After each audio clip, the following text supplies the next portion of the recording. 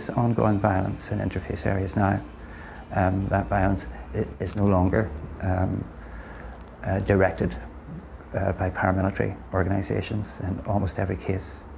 It's become clear that there's an ongoing issue that was always here, but it's much more obvious now, of youth-led violence.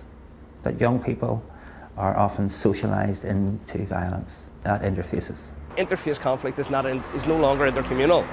That it is, while there is a sectarian element within it, it's being manifested by young people who are hell-bent on antisocial activity, and it's a convenient target for both communities to attack the other. Since the ceasefires and even since the assembly was up and running, the situation on the ground, many interfaces, has got worse. The nature of the incidents has changed. It's now more a case of lower level violence from young people. I don't think it's more anything to do with sectarian conflict on a community basis anymore. I think it's just young individuals or young groups of teenagers engaging on a bravado type performance of trying to show how brave they are or how macho they are.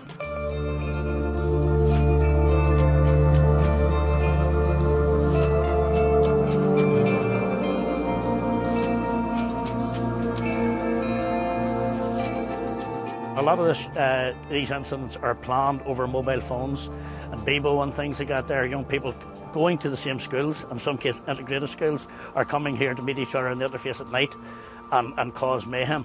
Now the problem with it is, it may be lower level, but the intensity is increased, especially in 2007, because these young people can keep it up every night. If they're off school, that's the thing to do every night. Whether before you might have had more serious incidents, they lasted for a while, they were knocked in the head, and then you got a bit of a breathing space. There's no breathing space at all this year.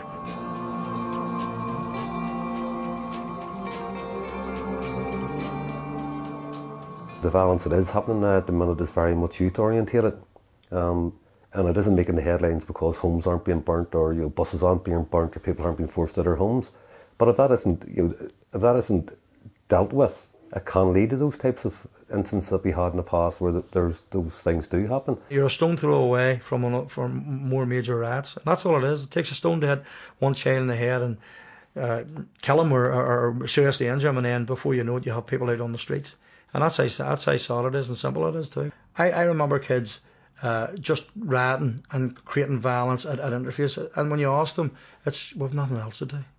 And they don't realise that, the violence and that kicked off years ago and what it led to, and the amount of sadness that's come into a lot of people's houses over the years, that it kicked off from interface violence. We've come through a lot of 30 years of troubles, which has been I've seen a lot of rioting. And I think a lot of people have experienced it firsthand, what it's like to be caught in that type of situation. And it's not a very nice situation. A lot of people suffer. Young people here are still paying for the previous conflict. They're intimidated by paramilitaries. There's a lot of alcohol abuse. The families, their parents were victims of the conflict. So they were brought up under incredible pressure and stress, where they saw how you kill your neighbor and how you kneecap people, high levels of violence. And that's what they grew up in, and that's what they're playing in. There always has been divisions, and there probably will always be divisions between the two communities. But the problem is the young people today see it as us and them. It's like a gang structure. They're the enemy on the other side, and that's who our opponents are. And I think that's what causes much of the rioting today. The stimulation for young people to get an adrenaline buzz can only happen when they do things what people would probably term antisocial behaviour. And one of them, whether we like it or not, is interface violence between the two communities. But if you notice, it always seems to be the 12, 13, 14, 15-year-old who are looking to engage or make a name for themselves by being the bravado type attitude. And I think what we need to do is deal with these issues, and how do we encourage young people to channel their adrenaline or their energies into a more positive flow.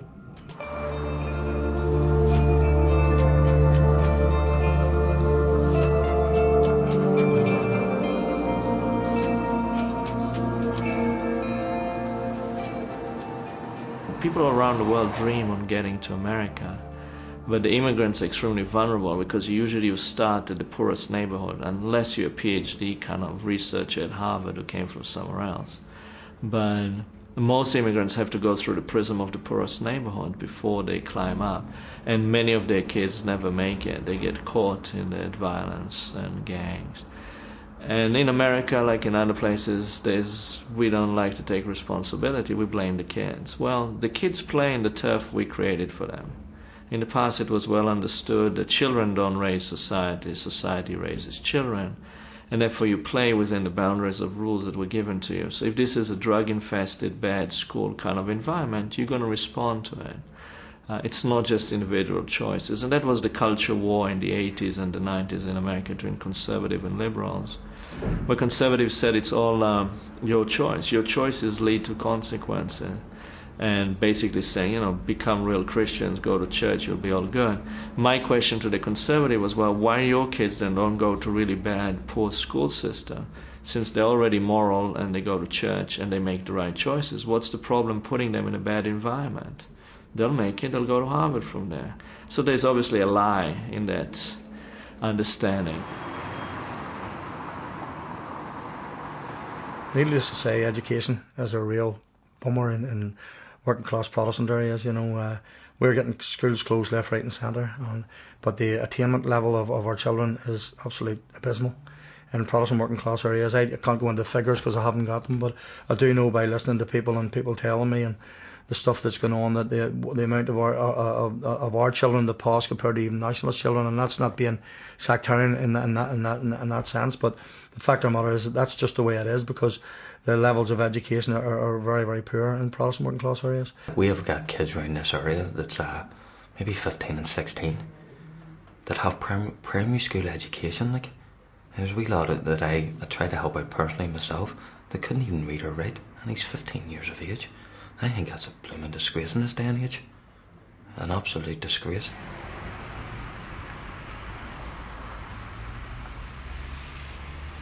I see it every day in the Shankill where they come out of school with no qualifications and no real prospects of meaningful employment, and they are ripe for getting into crime.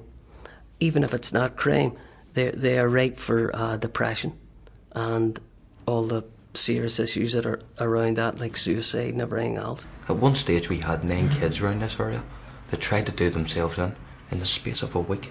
In 1 week, 9 of them, and they were all friends, and 4 of them actually did try.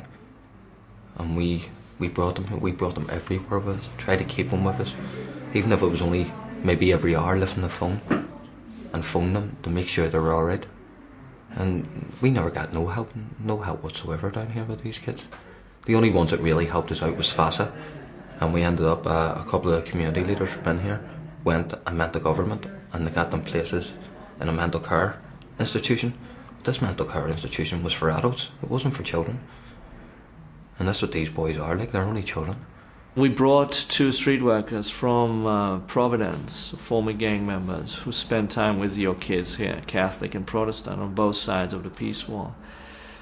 And to give you their impressions, they were really, really concerned about the youth in Belfast. Very concerned. These are good kids that hang out late at night and drink and have nothing to do, and are very, very thirsty for relationships. They're very friendly. You walk around here, do outreach at night, and you get a lot of friendly attitudes. And there's also a lot of anger. We see both.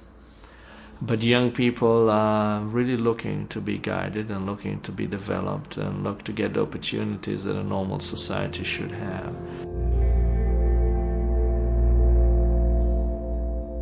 I remember many years ago when I worked for Making Belfast Work, and we were at that time one of the funders of a number of the walls, and I remember there being internal arguments in the organisation as to whether it was better to fund a wall or better to fund 2 youth centres on the interface and 2 youth workers working and doing work between the 2 communities and the young people. And I still, because myself being a former youth worker, believe that if you give young people the opportunities, if you give them things to do, if you let them think through what they might do and get them involved in it, then there are other ways to kind of deal with some of these problems.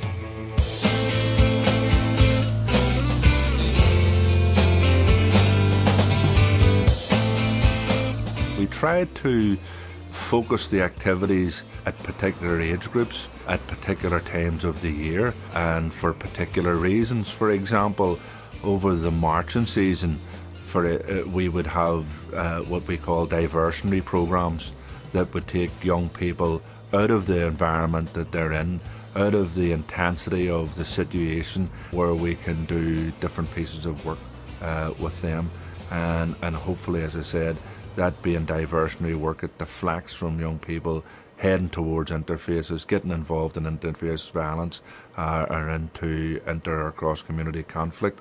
On other occasions, that work would become more academic, it would become more accredited in its term. You know, we would run programs where qualifications would be the important aspect of it, and as I say, to enhance people's basic skills or to improve their employability. And other times they would be educational, cultural, historic.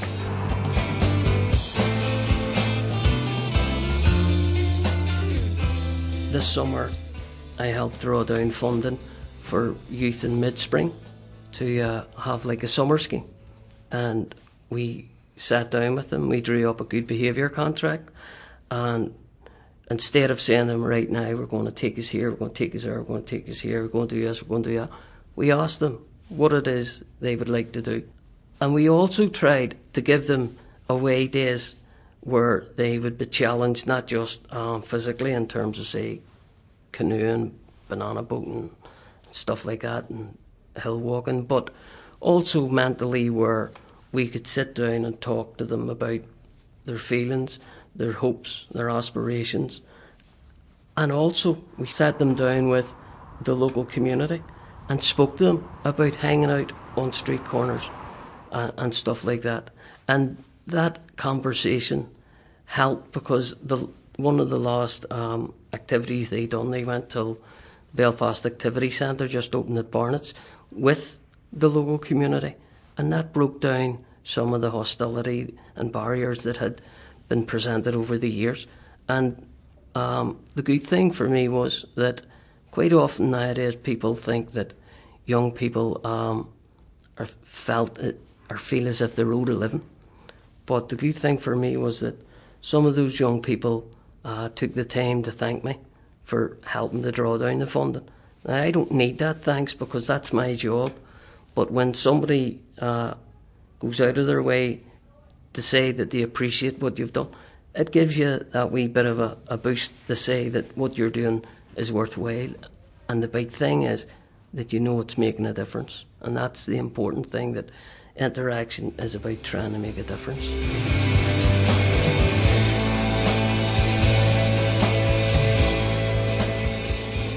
The boundaries of the world are breaking down, and I just think that needs to be illustrated to young people, the extensive opportunities they have. So basically a lot of our programmes here would be trying to, ram that home and say, there's ways and means. Maybe if you're not succeeding in school, develop a practical skill, get yourself a trade, business orientated things as well, which I think is a key thing for the future, entrepreneurship and developing small businesses and getting this community economically active again. The aims of the organisation have developed in response to community need, such as antisocial problems, problems of lack of youth resources. At present then, the services are really all encompassing, and they start from naught, going from creche, playgroup, after schools to a youth service, which is open 5 nights per week and has a membership at present of 120. One of our other key features, which again came about in response to Northern Ireland changing, has been supporting minority ethnic communities, and that takes place every Saturday. It's been ongoing for 3 years, and it now supports about 300 members of the Filipino community on a weekly basis. Basically, we just open up the whole centre on a Saturday for full usage for the Filipinos. It's primarily about their basketball league, but we are also flexible enough to allow them, their wives and their children come as well.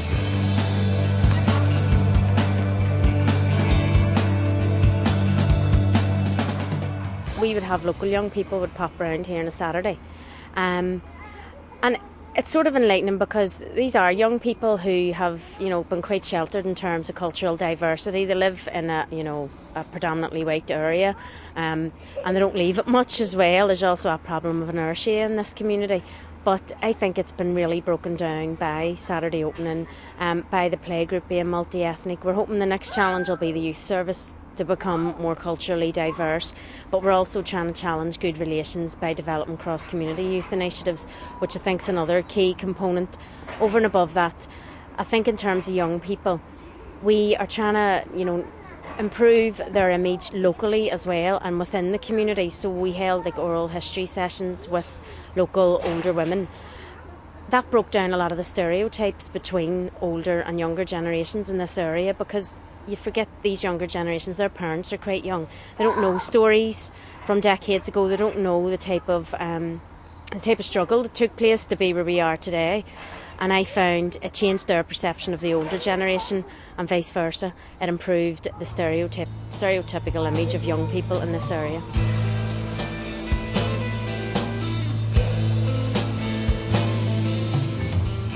Arts and Cultural Centre. It was set up in 1996, and the aim was to develop some sort of vehicle or catalyst to allow people in East Belfast in what they would term the Loyalist areas to engage with and to develop some sort of interaction with people from the Catholic community, either on a cross-community basis or on a cross-border basis. We have worked together with a number of youth groups and a number of other community groups to develop awareness of what education achievement can bring you. We have tried to allow people to experience and open their minds that the world is not just about East Belfast or even Belfast in general. There's a big wide world out there, and there's a lot of things that can be beneficial to the individuals, but it's up to them to motivate themselves and to want to achieve this. We work very closely with the East Belfast Community Education Centre, which allows young people to come along who have failed probably their GCSEs, to come along and get another chance, to give them a second chance to do something, to achieve something.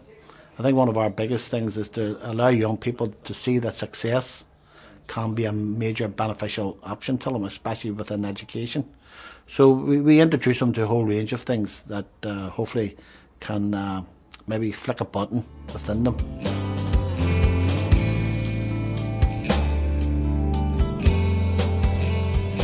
The North Belfast Interface Network, through its relationship with the Ardown Focus Group and the Community Empowerment Partnership here in Ardown and Marylebone, we would be involved in making sure that community relations is core to organisational activity. We would create conditions for dialogue across the communities. We would promote dialogue as the alternative to interface conflict, interface violence. We are involved in the creation of Respect Week programmes, where issues of respect are mapped out across the week. We would deal with issues of anti-sectarianism, anti-racism, community cohesion. We would be involved in summer diversionary activities. We've predominantly utilised sporting activities within that, and this year alone we have, between the periods of June and September, we have dealt with over 3,500 young people.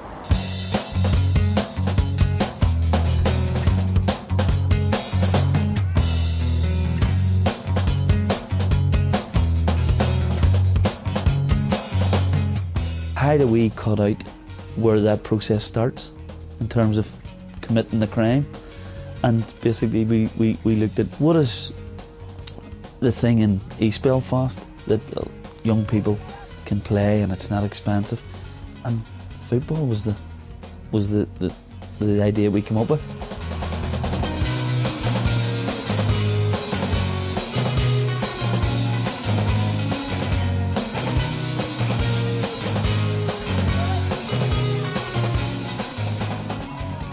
And the benefits of that are, and we're hearing through the sort of different agencies, that some of the statistics are down by quite a bit. We're hearing from local people, who are quite surprised that why is there no young people hanging about the area on a Saturday night between 9 o'clock and 12. And there's quite a realisation that they're actually at Avenil doing something healthy. They're staying away from interfaces, they're staying away from drugs, alcohol, at least for those three, at those times on a Saturday evening when the community, if I can use this term, are vulnerable from young people's nuisance.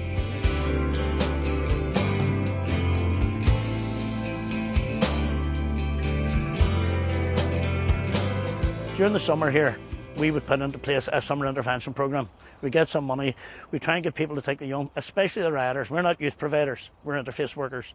We're not interested in summer schemes in the sense that we can't get involved in them.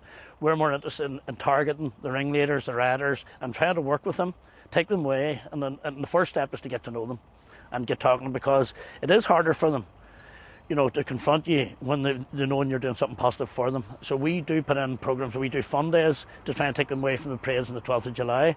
We do intervention programmes that stretch out June, July, August, September, and they're sort of targeted around areas of tension or times of tension. We know there's specific times where there'll be like the 11th night, the 12th of July, all our parades in North Belfast, and we target them areas to get some of the ringleaders out of the area, so that at least we sort of keep the level of violence down. If we can't guarantee we'll eradicate it, but we can keep it down, you know. From our point of view, there is a real parental onus on the parents to, you know, where are your children? If there's trouble in an area, do you know where they are? You know, are you trying to contact them? Are you trying to get them away from that area?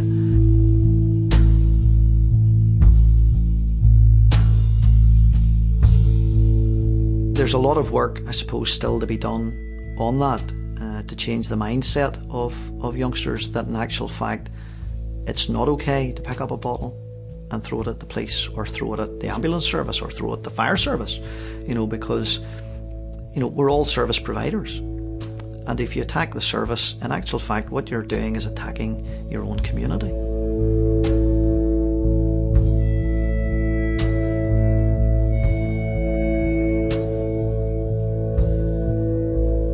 I think CCTV has an effect to a certain degree, but I don't think it's the answer. CCTV really is there as a tool to hang blame on a particular side, one or the other. And if you're at the point where you want to blame one side or the other, you're not at the stage where you want to resolve it. So in the long term, CCTV will not resolve the issues at the interface. What will resolve the issues is people coming together, talking about the issues, talking about how they're affected by the violence that takes place across the interfaces, and talking about what they can do to resolve it. I don't think CCTV alone is a particular remedy to the problem of interface violence. Certainly in the area where I come from, the Short Strand, we had CCTV established. Oftentimes we were told that the CCTV was either switched off or pointing in another direction. You have Mount Pottinger Barracks, which is slap bang in the middle of the Short Strand, which probably looks at every nook and cranny within the Short Strand, and it didn't prevent the 6 months, certainly, of intense interface violence that happened in 2002. So I don't think CCTV is a particular remedy to the problem. Initially, when CCTV cameras have been put up, I was very opposed to them. I still see no point in them, because on this very interface we talk about, we have had, as I say, nightly rioting from April right through to September. We have a lot of opportunist attacks. We have a young lad left for dead. We have two communities hand-to-hand fighting, and I have seen no evidence of what happened here, and we were never told what happened. We're never told what that camera behind me seen, or them cameras. Those cameras at all times are just told, oh, they're party to an investigation, you can't see it. Now the reality is, somebody along the way has to be able to tell us what those cameras seen, because those people in front of me in their houses are suffering that invasion of their privacy, because them cameras can look into every one of their windows. They've no privacy whatsoever. Now there has to be a price, you know, if they're going to pay that price, there has to be some gain. There is no tangible or noticeable gain from these cameras. There are reasons, you know, that interface violence breaks out. Sometimes it can be recreational, sometimes it can just be for the sake of throwing a stone. But the deeper rooted problems, in my opinion, need challenged, they need to be tackled, and they need to be talked about as to why there's a wall between two areas, as to why people have a suspicion of each other. And to slap a CCTV camera in the middle of it to try and prevent it, I think it alone is totally unacceptable.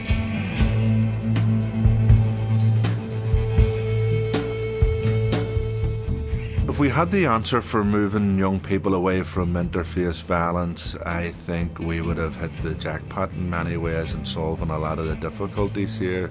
I think what we can do is try and work through the symptoms. There are many kids on this side of the interface, even though they only live yards from it, have never seen what's on the other side of that wall. They were living within 600-700 yards of a location, and for a child or anybody to be saying I don't know what's on the other side of that wall, you know, I think it's a terrible indictment in any society. So it's about educating, I think, people and showing people what's on the other side. It's about by your own deeds and actions that you demonstrate to others that the people on the other side of that wall are as human as you and I, you know, and it's about that their human frailties leads them to do many things in the course of a day. So just because they go by a different religion, believe in a different God or whatever, doesn't make them sort of bad people, you know. So I think we need to demonstrate that more. The greatest challenge to us, and this doesn't just involve young people, is that what we do not have is social integration that interfaces. We don't have people who mix freely. We don't have communities who mix freely. We don't have communities who socialise in each other's communities, or indeed even socialise together. I think that's the great challenge at interfaces, of when we get to that stage, we may have stepped over a Rubicon of sorts, but that's where we're trying to get to. I think what we're trying with these programmes is to put the building blocks in place, and yes, they have been successful, some more successful than others, but as I say, it's stepping stones along the way. I think we've came a long way. We've improved a terrible lot. I think we've a long way still to go yet. It is, and I think that the future holds quite a number of surprises for us.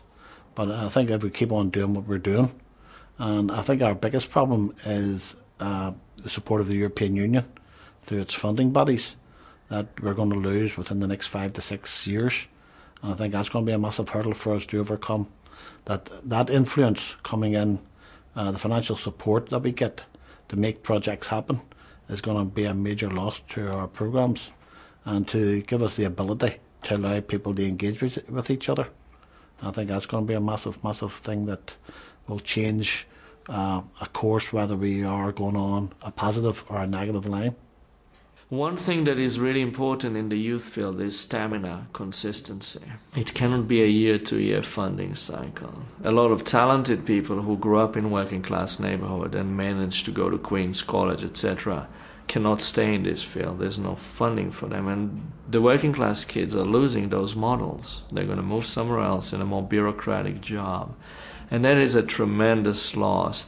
And talking to leadership in the churches and other places, I don't see really yet the will and the focus to invest now proactively, seriously in youth.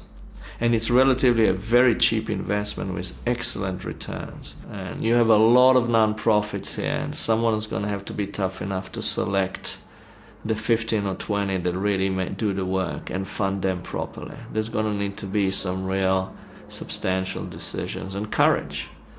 Supposedly the warriors in the conflict had courage.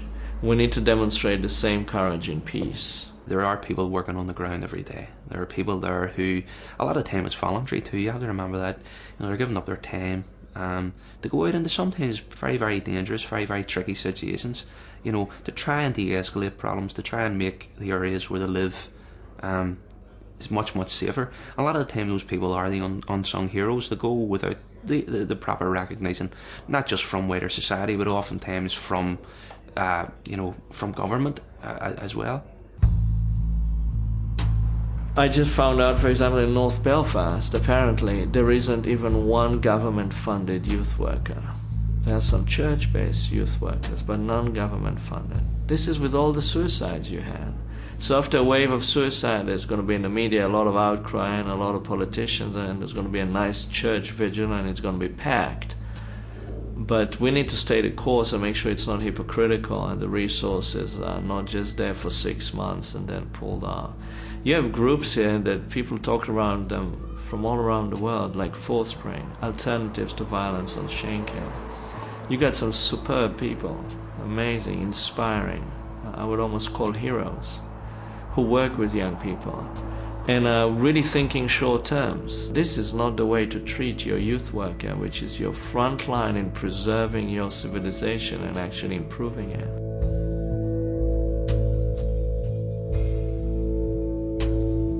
whole thing is that 10 years on from the Good Friday Agreement, you know, people don't see a peace dividend. They don't see their lives change. They don't see the quality of life change. I think that's the most important part.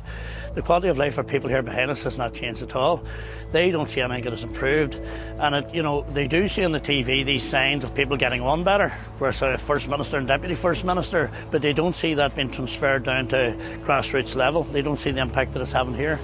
You know, and that's why they're still living in, you know, deprived areas. They're still living, you know, with low education attainment. None of these things have kicked in. No benefits for any of the things have kicked in, and you know they need to start to see some benefits soon. There's a lot of money being invested in the shared future and the whole concept of shared future. We want to see a pilot model in North Belfast here, and we need to see that they start to reabsorb the responsibilities that they have abdicated from statutory and government levels that have been carried out by volunteers within our communities for this past 30 years. There's a lot of talk about peace dividend, a new dispensation. What we need to actually see is delivery. So those who are responsible need to come together and come to the table and actually facilitate delivering that shared future that we're all hearing so much about. What we shouldn't do is give people empty promises, because too many politicians or civil servants over the years have said we're going to do this, and we have shelves full of reports and documents which suggest how things can be cured, and the reality is they're not cured. Things will only get better whenever we have delivery on the ground and there's trust instead of mistrust, and communication instead of a lack of communication on the ground between communities. And there are many miles to travel before we get to that point, but there needs to be an interagency approach. The fact that all communities now are bought into supporting the police is of great help. So I think, you know, the police, the education authorities, the local council,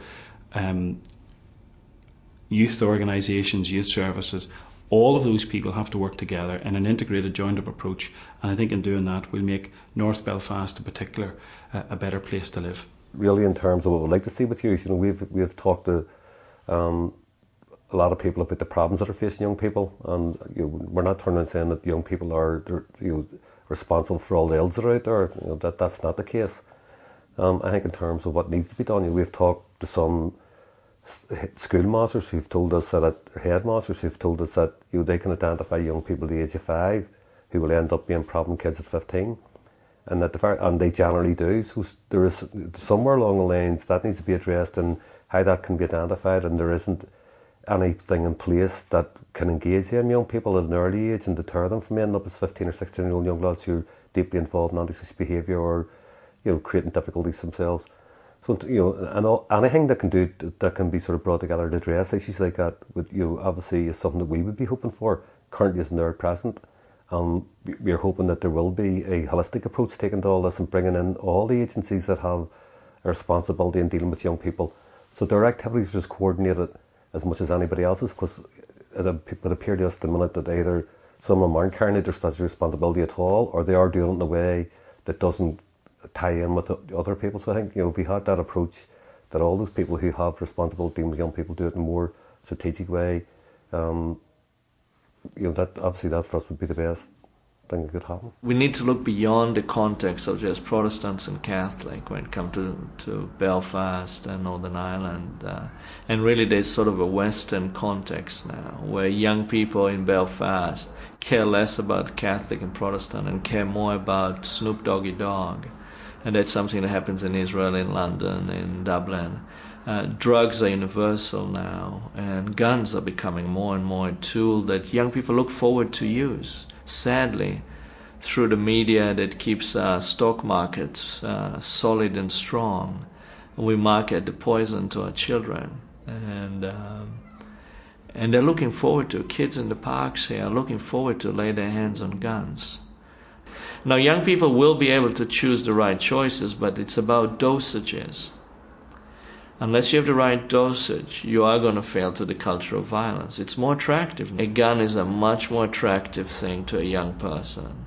It's going to take 5 minutes of displaying a gun against 2 or 3 or 4 or 5 hours of a youth worker working with a young person to make the same impression and relationship.